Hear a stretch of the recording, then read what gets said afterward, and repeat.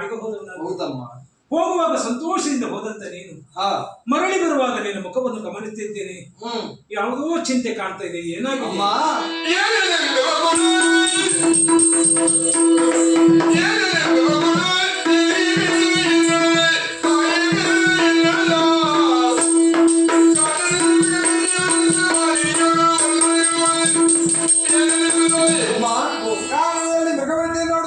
ಸಂದರ್ಭ ಪದ್ಮಾವತಿಯನ್ನ ಕಂಡು ಮನಸೋತಿದ್ದೇನೆ.